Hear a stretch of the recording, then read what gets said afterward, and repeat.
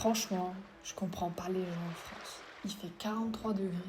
Vous cuisez dans vos appartements comme si c'était un four, coincé dans le métro ou les embouteillages pour aller bosser. Le métro boulot dodo, sous la canicule, franchement, c'est non merci. Moi, je suis à Bali.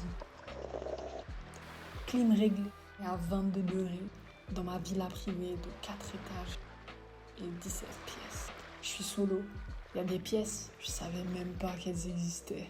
J'ai une petite locale qui me fait le ménage, le repassage, la cuisine pour seulement 11 balles la semaine. Pendant ce temps, j'ai un business en ligne 100% automatisé où je génère des revenus passifs. Je suis totalement libre. L'herbe est plus verte ailleurs. Fin du débat. Pourquoi vous vous infligez encore cette vie? Mais attendez, mais il se fout de ma gueule? Il se fout de ma gueule, lui? Déjà, sa vieille clim là, branchée 24 heures sur 24 dans sa villa 4 étages, multipliée par des milliers d'expatriés à l'échelle mondiale, c'est pour ça que mon herbe elle crame chez moi en fait. Le mec il rejette du CO2 pour rafraîchir son ego et m'explique comment on peut subir ma vie. Je te dis, c'est une question de mindset. Soit tu subis les impôts et l'inflation, soit comme moi, tu crées de la vraie valeur pour aider les autres et pour pouvoir être libre géographiquement.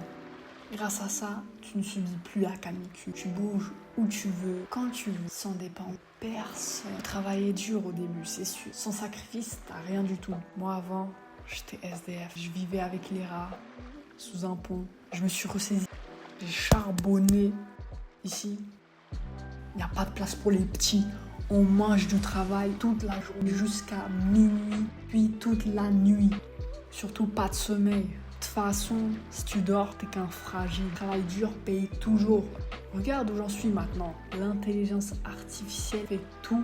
Aujourd'hui, je peux me reposer au bord de la piscine. Mon IA règle absolument tout mon business. De la prospection automatique sur LinkedIn jusqu'à la page de vente. Mes tunnels de conversion tournent tout seuls. Franchement, c'est un jeu d'enfant. Et toi, pauvre petit salarié, tu passes ta vie à courir après l'argent pour finir tes mois. Non mais sérieux? Question de mindset? Et puis c'est quoi cette success story en carton à la LinkedIn? D'abord, je suis broke, sous un pont, à manger des cailloux pendant des mois. Et le lendemain, je suis à Bali, en train de vendre du faux espoir aux salariés, en mode 100% passif grâce à l'IA. Et réfléchis 2 secondes. C'est ton business magique. C'est uniquement de vendre aux Français comment fuir la France. Et si on part tous à Bali, tu vends tes formations à qui? Au grain de sable de la plage? Aux vagues de l'océan peut-être? C'est bien beau de t'en prendre aux salariés, mais dans ton petit monde idéal, c'est qui travaille concrètement? Ta petite femme de ménage pour 11 balles la semaine. Si elle n'était pas là, tu serais bien obligé de débaucher tes toilettes en or tout seul. Tu ferais moins de posts LinkedIn, scalabilité, parce que tu as plus les mains dans la boue. Si tout le monde devient infopreneur et s'installe au soleil en regardant les graphiques, l'économie s'effondrait en 3 jours. Mais le pire du pire, c'est comme ça que tu deviens riche. Tu vends du vent à des personnes qui s'étouffent dans leur quotidien. T'es juste un vendeur de vent. Si seulement tu pouvais m'entendre à travers mon écran, j'espère que le vent il fait passer mon message.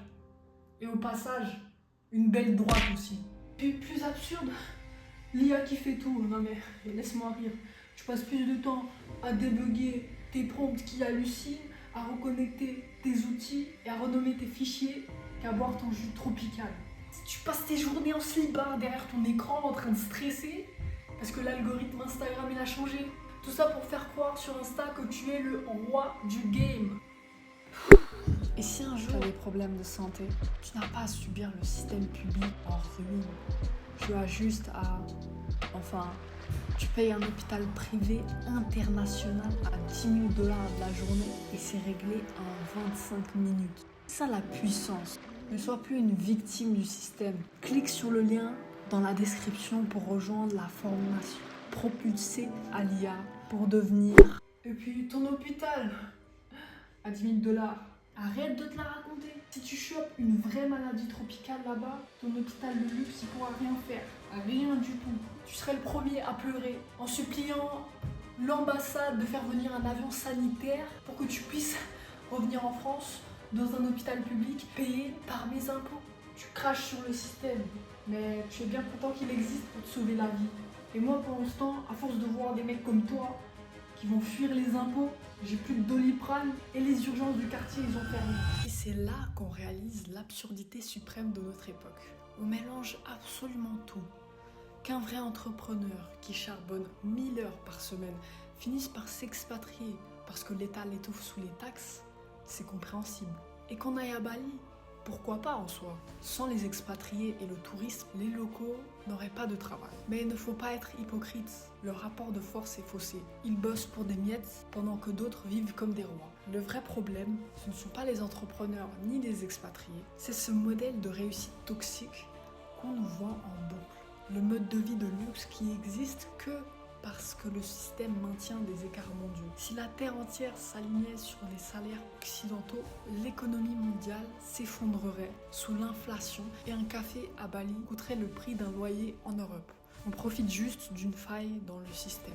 Et il n'y a aucune fierté à s'enrichir en vendant du faux espoir à des gens qui suffoquent à 43 degrés. Surtout en jouant le donneur de leçons LinkedIn avec vue sur la plage, alors que tu profites du système d'influence toxique pour vendre du rêve. C'est juste de la fraude et surtout de l'hypocrisie bien filmée. Gagner sa vie en créant quelque chose d'utile en tant qu'entrepreneur, c'est ça qui est respectable. Franchement, la vraie liberté, ce n'est pas de fuir le monde en se prenant pour un génie supérieur, c'est d'arrêter d'écouter les personnes qui te vendent du vent avec une clim à 22 degrés.